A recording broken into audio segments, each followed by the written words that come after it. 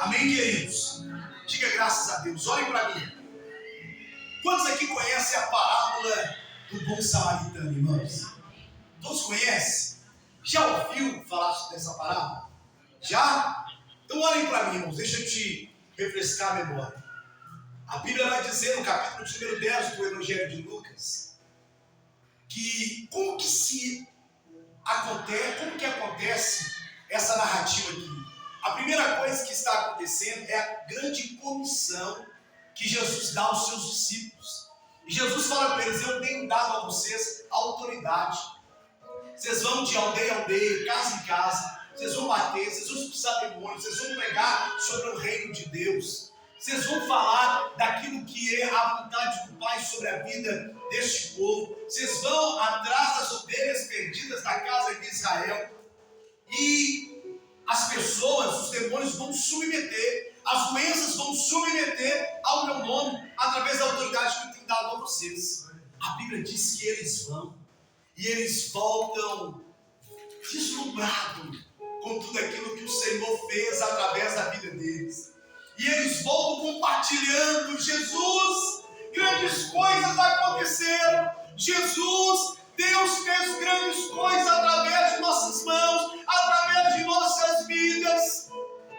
E aí Jesus olha para eles, sério, e fala para eles assim: não vos maravilheis com estas coisas, porque de fato tenho dado a vocês toda a autoridade qual me foi dada. E eu quero dizer a vocês: eu vi Satanás cair dos céus como um relâmpago. Jesus está mostrando que o mundo espiritual é real a eles. E ele fala: não vos engane com essas coisas, mas se há razão e motivo para vocês se alegrarem, se alegrem pelo nome de vocês estarem escrito nos céus. E aí a Bíblia diz que o doutor da lei está ali e ele intenta contra Jesus. E ele então pergunta: mestre, o que eu faço para herdar a vida eterna?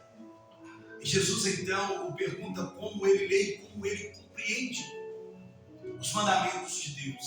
E ele então começa a falar sobre os mandamentos. E não o dando por satisfeito, a Bíblia diz que ele então, querendo se justificar, ele olha para Jesus e ele pergunta então para Jesus, porque ele fala também, Jesus fala para ele a respeito de amar o teu próximo como a si mesmo. E então ele olha para Jesus e ele fala assim: Jesus, quem é o meu próximo? E então Jesus ele entra nessa parábola, a parábola do bom samaritano. E então ele começa a explicar: vindo um homem de Jerusalém para Jericó, naquela estrada ele é abordado por um salteador, o qual o rouba, o qual o machuca, o qual o deixa meio morto e o deixa ali naquela estrada para morrer. E então, continuando a narrativa de Jesus, Lucas vai dizer que, vindo então um sacerdote, avista aquele homem que estava ali machucado, quase morto, no meio da estrada, e a Bíblia diz que ele passa de longe. A Bíblia diz que então vem um outro, um levita, e então ele avista também aquele homem ali, quase morto à beira da estrada, e então ele passa de longe. E aí a Bíblia vai dizer que vem então, surge um samaritano, o qual Jesus dá o nome de bom samaritano. Vem um samaritano e desce do seu animal, e então vai até aquele homem unta as suas feridas com óleo e azeite. Pega aquele homem sobre os ombros, coloca sobre sua cavalgadura, coloca sobre o seu animal e o leva a uma hospedagem. Chegando ali àquela hospedagem, ele cuida daquele homem. E aqui, queridos, olha, eu quero te dizer uma coisa. Não só de uma maneira explícita, que é o texto, porque quando você lê o texto, você vê generosidade.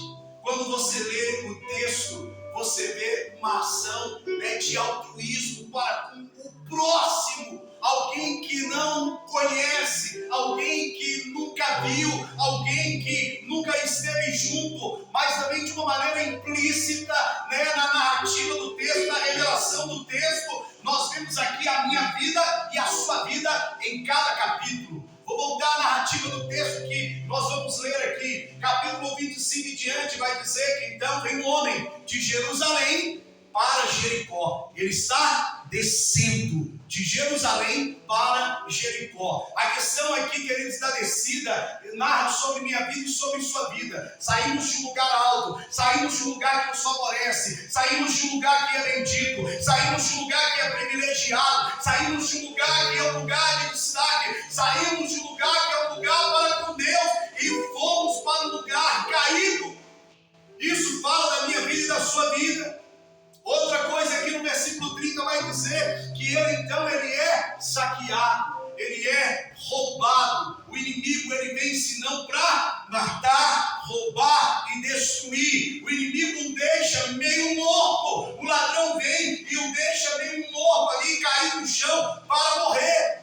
A Bíblia vai narrar agora que diante daquilo que representa a lei de Deus, o sacerdote e o levita, porque a lei de Deus, queridos, ela vem diante de mim e de você para confrontar o nosso pecado e nos expor à condenação, mas a lei de Deus nos leva também a um arrependimento, a uma mudança de mentalidade, a uma mudança de vida. Aqui a lei vai representar o sacerdote e o levita, mas a Bíblia continua narrando, Jesus ele continua narrando aquela história, e a Bíblia vai dizer no Evangelho de João, capítulo 1, versículo 11, e aquele que veio para os seus se tornou indesejado, se tornou rejeitado, se tornou esquecido pelos seus. Os seus não o quiseram, os seus o desvalorizou, os seus o desprezou. E a Bíblia vai dizer então que um herói improvável,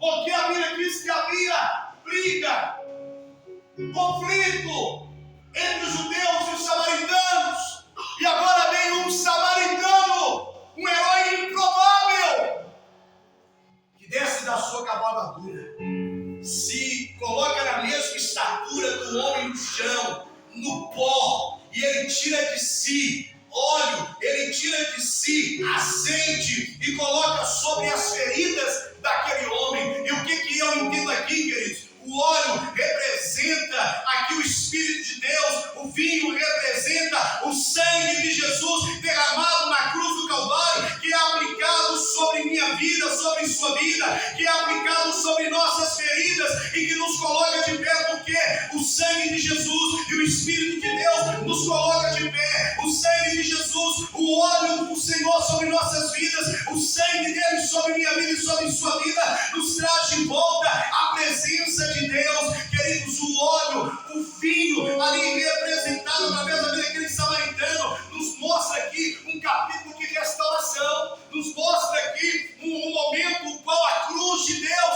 ela é revelada através da minha vida e da sua vida, a qual a salvação se apresenta através da pessoa de Jesus. Aleluia. Isso é belo dentro do texto, queridos, porque é o que o Senhor quer fazer comigo e com você.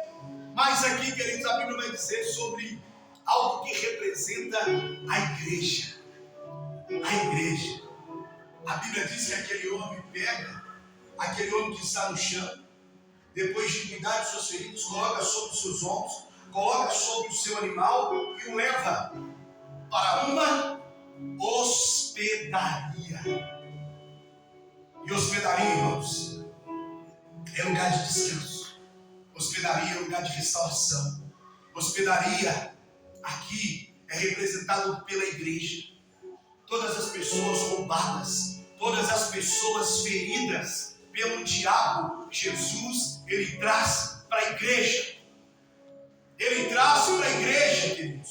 Todas as pessoas feridas e roubadas, Jesus traz para a igreja. E aqui na igreja, queridos, sabe o que acontece? Jesus, ele coloca nas minhas mãos e em suas mãos todo o recurso para que possamos cuidar dele e dela, para que possamos fortalecê-los, para que possamos renová-los, para que possamos restaurá-los. Queridos, entenda uma coisa, estamos aqui vivendo um capítulo lindo, que é o capítulo da igreja, aonde Jesus traz os feridos, aonde Jesus traz os doentes, aonde Jesus traz os cativos, para que sejam restaurados neste lugar. E queridos, se tem uma coisa que Jesus fala com os seus discípulos, é o seguinte: muitos profetas, muitos reis desejaram viver esse tempo e não viveram. Muitos profetas e muitos reis desejaram ver o que vocês estão vendo, ouvir o que vocês estão ouvindo e não ouviram. Levante sua mão e repita comigo assim: esse é o tempo da igreja, no nome do Senhor Jesus. Jesus, ele pega os feridos pelo caminho. Jesus, ele pega as pessoas doentes pelo caminho, queridos, e ele traz para mim e para você. Ele diz: trata dele, cuida dele, restaura ele, restaura ela, anima ele, anima ela, até que eu volte, até que eu esteja neste lugar. Queridos, esta casa aqui, essa igreja, precisa se tornar um lugar de restauração. Esta casa precisa se tornar um lugar de acolhimento, um lugar de libertação, um lugar de cura, um lugar, queridos, de restauração do poder de Deus.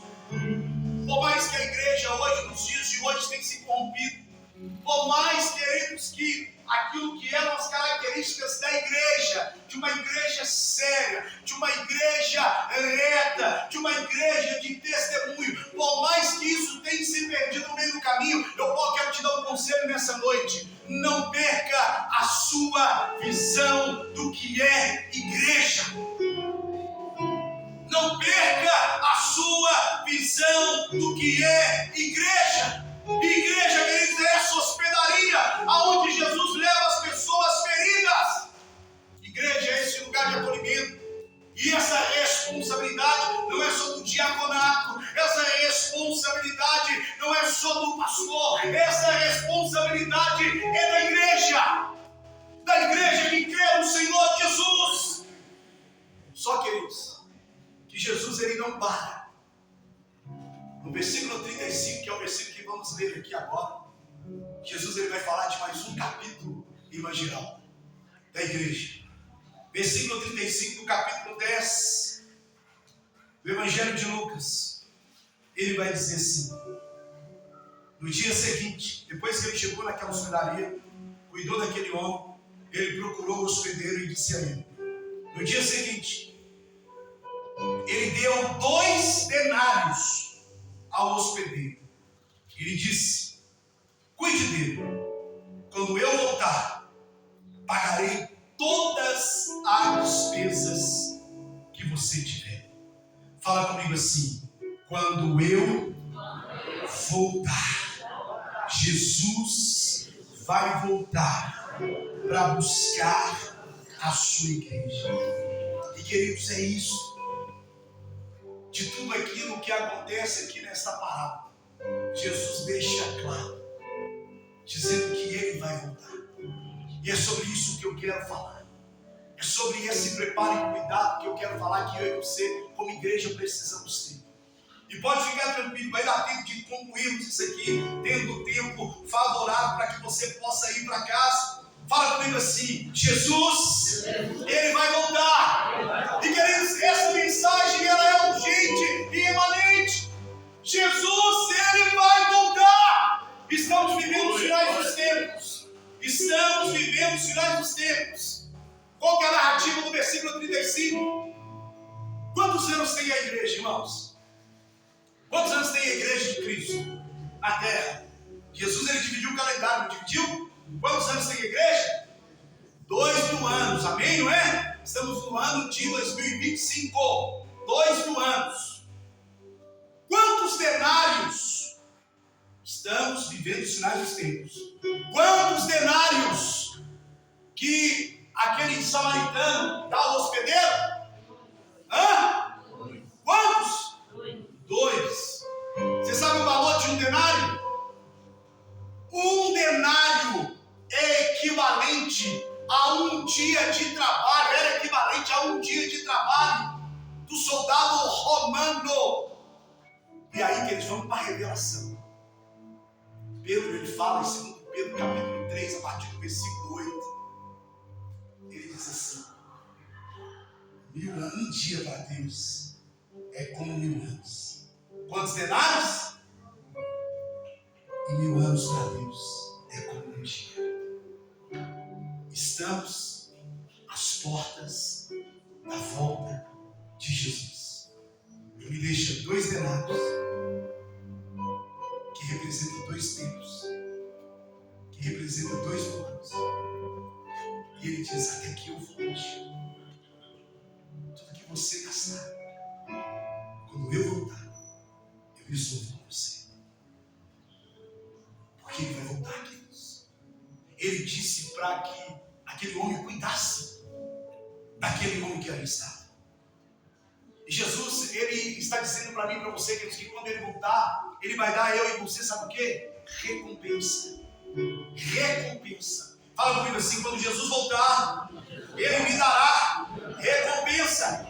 Sabe o que isso significa, queridos? Que o que o Senhor tem dado a eu e a você não é recompensa nos dias de hoje. O que o Senhor tem dado a eu e a você, o que eu e você temos experimentado em Deus, é recurso. Recurso! Sabe o que Deus está querendo dizer aqui, queridos? Eu não estou te dando recompensa ainda. O que eu tenho te dado é recurso para que você cumpra propósito. Fala comigo assim: Deus tem me dado recurso para que eu cumpra propósitos. A prova está em Atos capítulo 4, versículo 32. A Bíblia vai dizer lá, queridos, que eles se convertiam, se alegravam. E eles diziam: nada é meu, nada me pertence. O que eu tenho aqui não é meu, não me pertence, não é próprio, é de Deus. Tudo que Deus tem nos dado, querido, é recurso. E se você entender isso, queridos, a Bíblia está dizendo que você vai crescer. Irmãos, olha para mim, eu não estou falando só de dinheiro, não é isso. É de crescer na sua sabedoria, na sua compreensão, no discernimento, no seu entendimento. Sabe o que Deus quer despertar em você aqui nessa noite? Irmãos, entenda. Deus está dizendo que não está esperando de mim e de você só 10% do nosso dízimo, só o que tiramos da nossa oferta. Não! Não, irmãos! Deus, Ele quer muito mais do que isso. Sabe o que Deus espera de mim e de você? O seu talento. Sabe o que Deus espera de mim e de você? Sua habilidade. Sabe o que Deus espera de mim e de você? Suas conexões, sua profissão.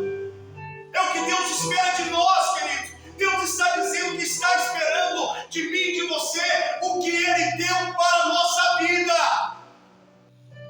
O que de melhor Ele deu para a nossa vida. E o que é? A sua profissão, a sua capacidade. O que Ele te deu para a vida, queridos. Que isso se torne uma fonte de recurso para o reino de Deus. O que Deus tem dado a nós, queridos, é recurso, ainda não é recompensa. 1 Pedro capítulo 4, versículo 10, a Bíblia vai dizer assim: cada um exerça o dom que recebeu para servir os outros, administrando fielmente a graça de Deus em sua multiformas. Romanos capítulo 12, versículos 7 e 8, a Bíblia vai dizer o seguinte: olha o que a Bíblia diz. Se é o dom de servir, que sirva. Se é o dom de ensinar, que você recebeu, que ensine. Se é o dom de ânimo, que você assim faça. Se é o de contribuir, que contribua com generosidade. Que se é o de exercer liderança, exerça com zelo. Se é o de mostrar misericórdia, faça. com alegria. Queridos, sabe o que o Senhor está dizendo para mim e para você? Se eu te dei uma classe, se você é um professor, uma pessoa que leciona para as pessoas, entenda uma coisa: eu te dei essa sala de aula para que aquilo seja um recurso para que você possa viver o seu propósito. Sabe o que Deus está dizendo aqui? Se eu te dei uma voz, eu te dei essa voz para que isso seja um recurso para que você viva o propósito. Se você sabe tocar, sabe o que Deus está dizendo aqui? Eu te dei esse talento, essa habilidade, para que você use isso como recurso, para que você viva um propósito.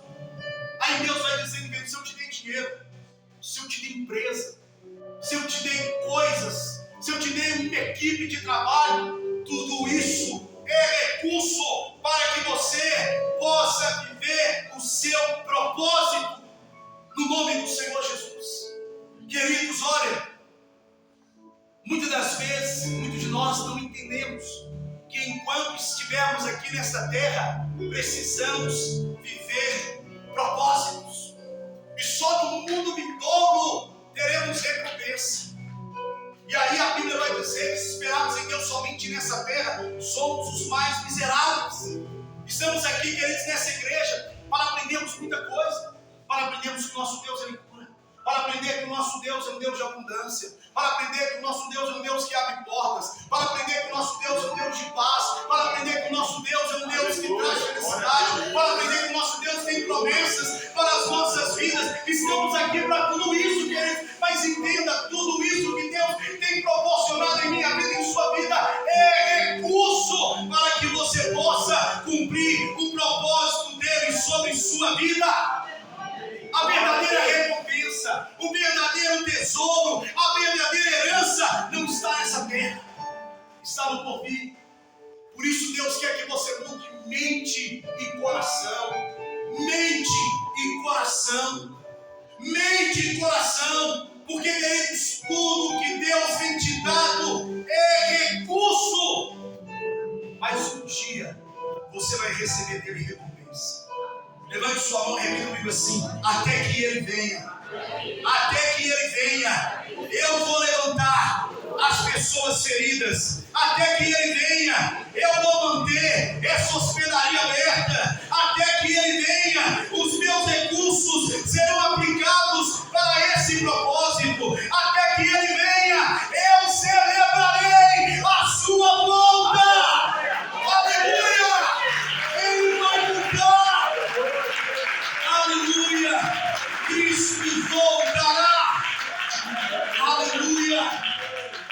Mateus capítulo de número 24, queridos, versículo 44, a Bíblia vai dizer assim: por isso estejam vocês preparados, porque o Filho do Homem virá a hora a qual ninguém espera. Será de surpresa.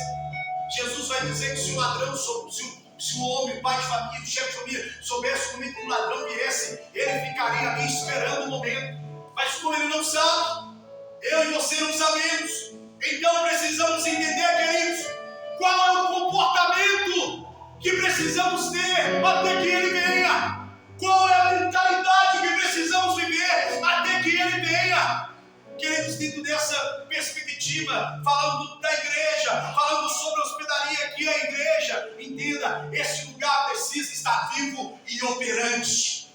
Esse lugar precisa estar vivo e operante. Sabe por quê? Porque Deus estabeleceu eu e você aqui como mordomos dessa casa, como mordomos do teu reino, como mordomos. E o mordomo, a palavra mordomo, irmãos, significa administrador. Administrar os recursos de Deus. E que recursos são esses que Ele tem dado a você? Os seus bens. Que recursos são esses? O seu tempo. Que recursos são esses? Seus dons, seus talentos. Que recursos são esses? Seu conhecimento. Até que Ele venha, até que Cristo volte. Até mesmo o seu corpo. Você precisa cuidar dele. Então o que Ele está nos ensinando nessa noite, sabe por quê, queridos? Nada é meu e nada é seu. Somos apenas administradores. Levante sua mão e repita comigo assim: nada é meu, tudo é dele. Sou somente um administrador. Mateus ainda, capítulo 24, versículo agora 45, irmãos. Ele vai dizer assim: quem é, pois, o servo fiel e sensato a quem o Senhor deixou encarregado dos demais servos para lhes dar sustento ao seu tempo? Sabe o que Jesus está perguntando aqui? Sabe o que ele está fazendo aqui? Ele está comparando eu e a você como mordomos que têm a chave da despensa. Amém? Mordomos que têm a chave da despensa. Por quê? Porque eu e você somos um canal. Eu e você somos um canal para o recurso na vida do próximo. Eu e você temos recurso em nossas mãos. É o que ele está dizendo. Para suprir a vida do outro. Quer exemplo disso? O que Jesus colocou em suas mãos, queridos, vai abençoar muitas pessoas. A prova é o empresário. O empresário que faz dá emprego, abençoa famílias, cuida de vidas, de famílias. O professor, o recurso que está nas mãos do professor é para mudar destinos. O recurso que está nas mãos do médico é para trazer cura, salvação na vida das pessoas. O recurso que está nas mãos do advogado é para fazer justiça. Queridos, não importa quando você tem uma função na igreja ou no meio da sociedade, seja qual for, Deus colocou isso em suas mãos para que você possa cumprir propósitos. E sabe por quê, queridos? Fala com o seu irmão assim: tudo que Deus te deu é para servi-lo. E se não servir para servir o próximo, é porque não serve.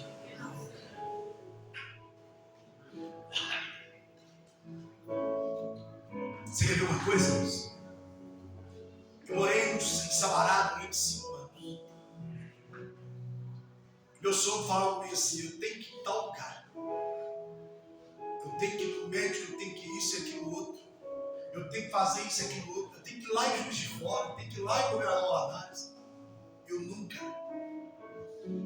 parei no posto com meu sogro e falei com ele assim: põe a gasolina aí. Nunca. Nunca, irmãos. Nunca. Nunca. Nunca comprei gasolina de minha mãe. Nunca. Nunca. Nunca comprei gasolina dos meus irmãos, dos meus cunhados. Nunca. Já se você não tiver o dinheiro, aí eu falo que eu não tenho problema. Mas, irmãos, se eu posso servir você, porque quantas pessoas que nós não serviríamos, que em questão para às vezes fazer média, nós faríamos. Então eu prefiro fazer primeiramente o dos meus. Então que eles entendam isso. O que Deus te deu, se não serve para servir, não serve. Eu e você precisamos entender nessa noite, queridos, que enquanto Ele não vem, eu e você temos que cumprir propósito. Muitos propósitos foram destruídos na vida de pessoas porque se perderam no meio do caminho. Mas eu quero te dizer a você, nessa noite, eu quero te dizer a você que me ouve aqui nesta noite: você é um ser transbordante. Vou repetir: você é um ser transbordante. A pergunta que Jesus ele faz aqui: quem, pois, foi colocado como servo fiel e sensato, a quem o Senhor deixou encarregado dos demais servos para que eles dê sustento ao seu tempo? Queridos, Deus te colocou como encarregado dos outros. Sabe para quê? Para que você transborde na vida do outro. Até que ele venha, você seja um mordomo fiel. Você não é um ser escasso. Você é uma vida que transborda na vida do outro. Você é uma fonte de vida. Jesus falou que aquele que crê em mim faria as obras que ele fez e faria ainda maiores do que elas. Jesus falou que aquele que cresce nele, do seu interior fluiria rios de águas vivas. Você tem vida abundante. Você tem a vida de Deus. Você não é terra seca. Você é uma rocha que brota água como Jesus brotou para as pessoas. Você é uma bênção. Em nome do Senhor Jesus, até que Ele venha, você é uma fonte. Queridos, no nome do Senhor Jesus, tem muita gente ao seu redor que precisa ouvir, experimentar o que você experimentou. reino de Deus. Você tem a vida abundante de Deus, queridos. E entenda uma coisa, vida abundante não é ter muito. Vida abundante é transbordar o que eu tenho na vida do outro. Isso é ter vida abundante. É o que o Senhor quer para mim e para você. Uma vida abundante de verdade, queridos. Que tenha sustento, que tenha suporte, que tenha liderança, no nome do Senhor Jesus. E a primeira coisa que a gente aprende na igreja, irmãos, é cuidar da igreja com nossos dízimos e ofertas. E glória a Deus por isso. Esse é o primeiro nível de relacionamento que nós aprendemos com o Senhor. Glória a Deus por você que faz isso. Glória a Deus que você é essa pessoa que sustenta. Mas Deus, Ele quer nos levar a um outro nível. Que nível é esse? Deus quer que você se torne suporte para as outras pessoas. Que atenda as pessoas que chegam na igreja. Não é só que você contribua, mas que você contribua com a sua operação, você contribua com o seu trabalho, você contribua com a sua vida, você contribua com as suas qualidades, você contribua com o seu talento, você contribua com os dons, com o seu serviço, com aquilo que você tem. E de que forma é essa? Transbordando e suportando as pessoas que precisam de apoio. E como eu faço isso? Incentivando a permanecer fiéis, incentivando a permanecer nessa hospedaria, incentivando para o crescimento, por exemplo, irmãos, das crianças, para que as crianças possam viver uma história de vida, de relacionamento com Jesus nesta igreja. De que forma que eu faço isso? Discipulando, ensinando as pessoas sobre o Evangelho, sobre o reino de Deus. Mas, queridos, olha, sustentar, suportar é bênção, mas o Senhor quer que você viva um outro nível, um terceiro nível. Que nível é esse? Deus quer que você suba outro nível e que você comece a liderar, que você tenha pessoas ao seu redor e que você transborde sobre elas. Glória a Deus, queridos, por você que sustenta essa obra.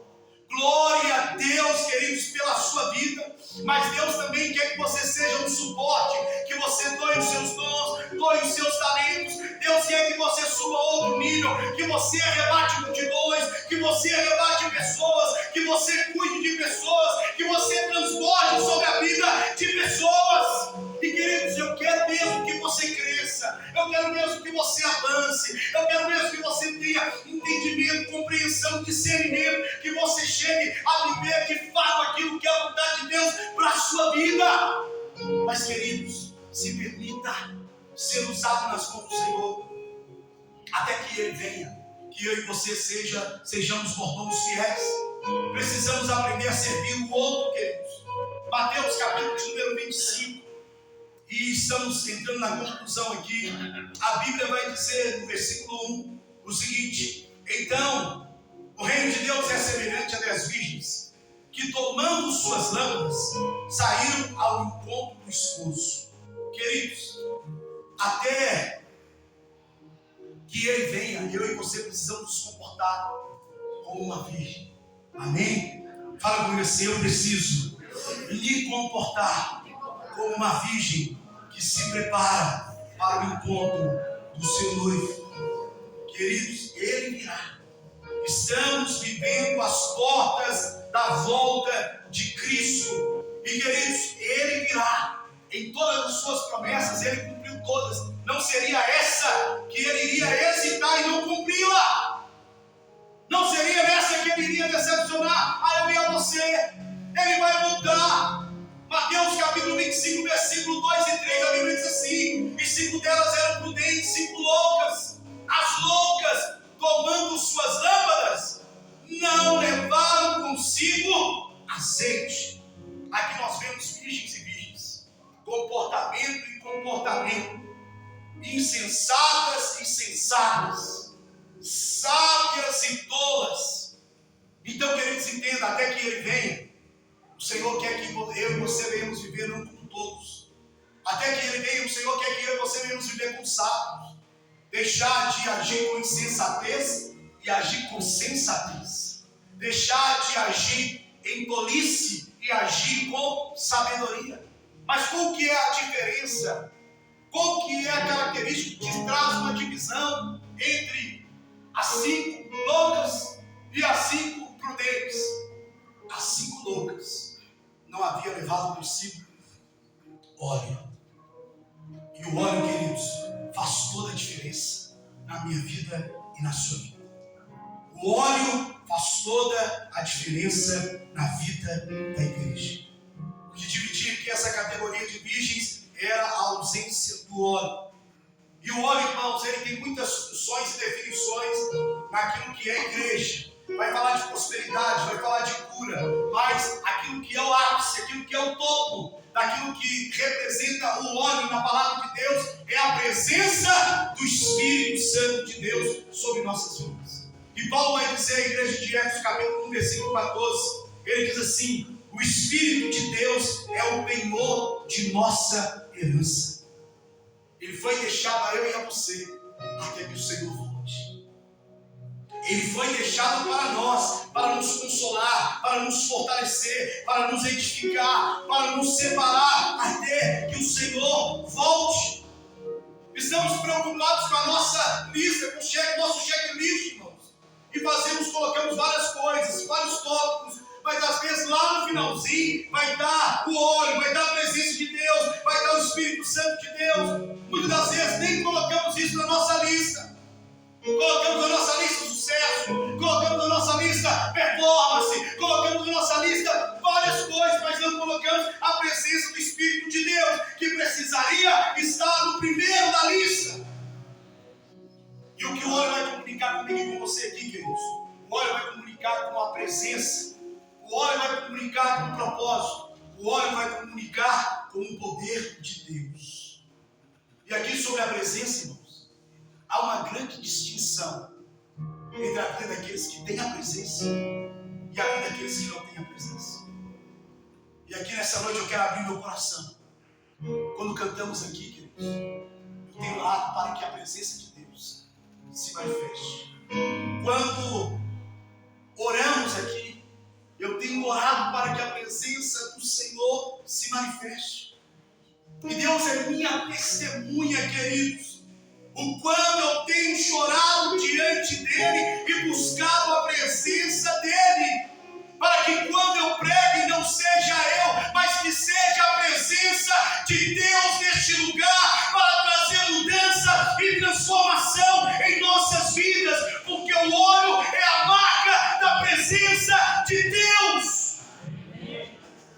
E queridos, o óleo também é o propósito. Por quê? Porque a Bíblia diz, queridos, que toda pessoa que foi ungida foi separada para um propósito. Eu e você não fomos ungidos para um espetáculo de culto.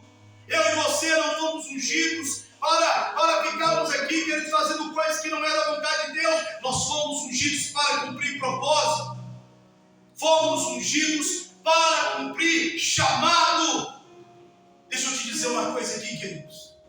Vive na unção quem tem propósito. Vive na unção quem tem propósito. Vive na unção quem cumpre planos.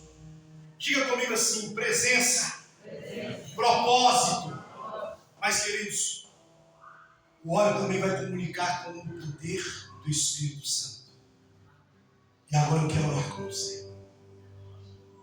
Eu gostaria de convidar você a ficar de pé. Porque o poder do Espírito Santo, queridos, é o que faz a diferença na minha vida e na sua vida.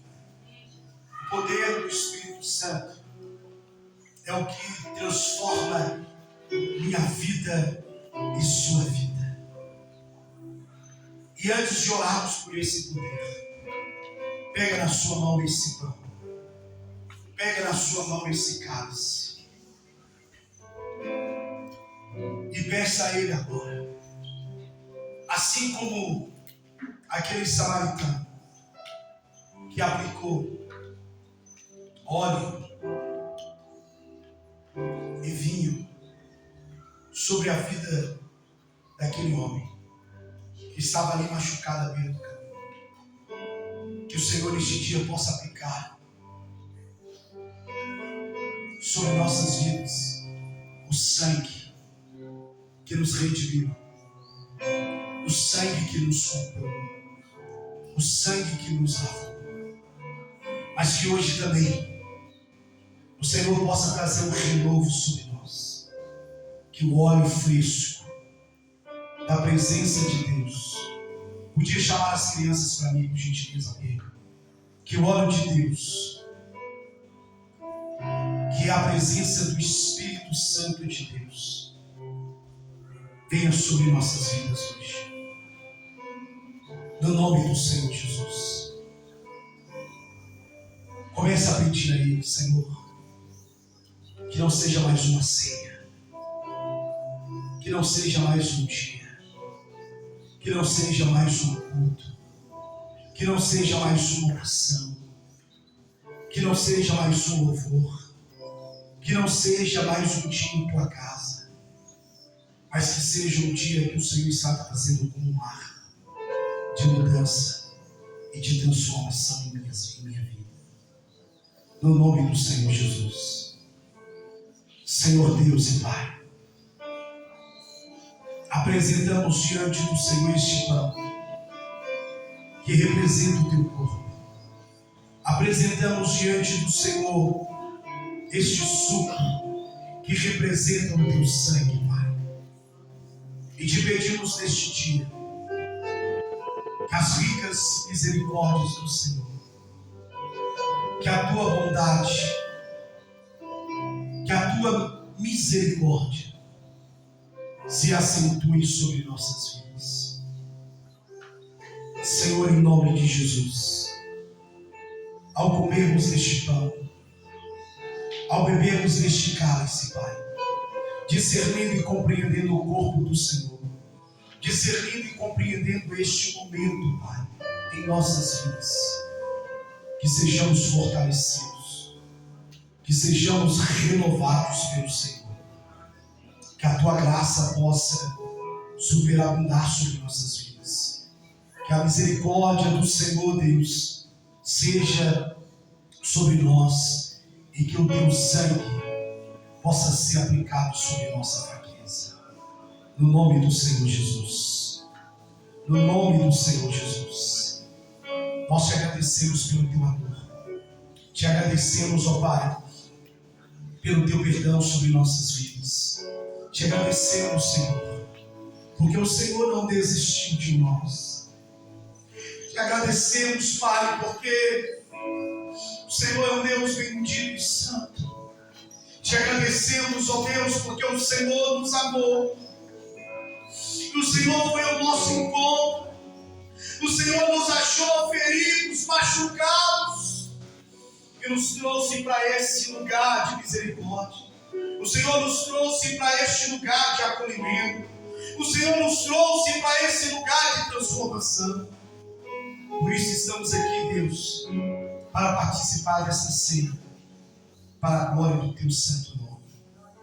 Tomai e comei. Isso é meu corpo que é partido por vós. Fazer isso em memória de mim. Pode ceiar este momento. No nome do Senhor Jesus.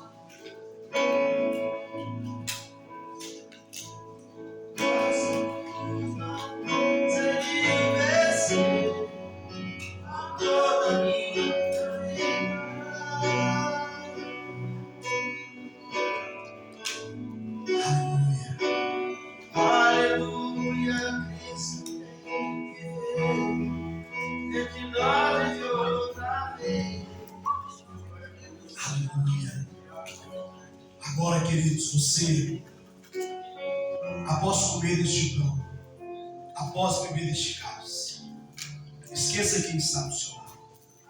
Esqueça quem está ao seu lado.